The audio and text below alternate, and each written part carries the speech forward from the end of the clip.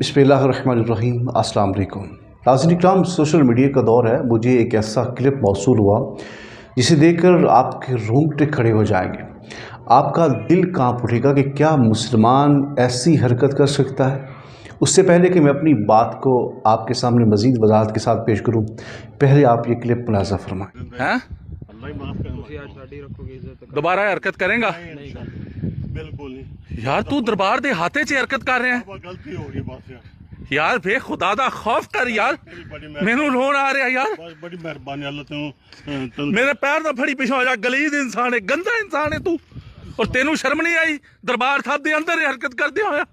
तू माफी देने के नहीं जो ना हैं, माफी देने माफी दे दो जो अगर ये हरकत काबिले माफी है दोस्तों तो दे दो माफी। दे दो अल्लाह क्यों जनाब? अल्लाह भी माफ कर, अल्लाह भी गुनाह माफ। सारे काबिले माफी है सर, दसो।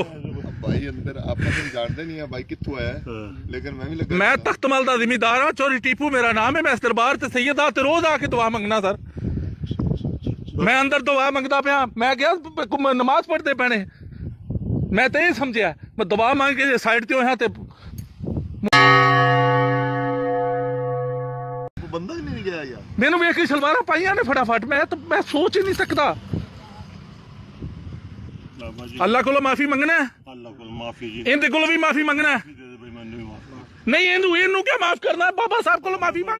नाज़रीन इकराम, आपने इस क्लिप को तवज्जो के साथ मुलाज़ा फरमाया है, जिसमें वाज़ेह तौर पे ये देखा जा सकता है कि एक शख्स जो अपने घर के करीब वाक़ एक मज़ार पे रोज़ाना हाज़री के लिए जाता था, लेकिन जब आज वो मज़ार शरीफ पे पहुंचा तो देखा तो उसे ऐसा मंजर देखने को मिला कि जिससे उसके रोंगटे खड़े हो गए।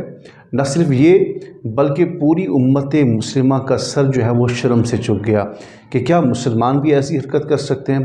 वो बुज़ुर्गान दीन जो सारी ज़िंदगी ये दर्स देते रहे कि अल्लाह से डरो, और अल्लाह रब्बुल इज़्ज़त ने बार बार कुरान मजीद के अंदर इरशाद फरमाया इत्तकुल्लाह, यानी अल्लाह से डरो और तक़वा इख्तियार करो। नाज़रीन इकराम, मुझे शर्म आ रही है इस वीडियो के ऊपर कि मैं इसके ऊपर क्या तबसरा करूँ। एक सफ़ेद रीश बुज़ुर्ग जिसको ज़िना करते हुए मज़ार शरीफ के अंदर ज़िना करते हुए रंगे हाथों पकड़ा गया है। ये उस वक्त चीज़ें होती हैं जब हमारे मुल्क के अंदर इस्लाम के कवानीन नाफिज नहीं होते। ये तो खैर एक बूढ़ा शख्स है, ये भी गुनाह के अंदर मुब्तला था।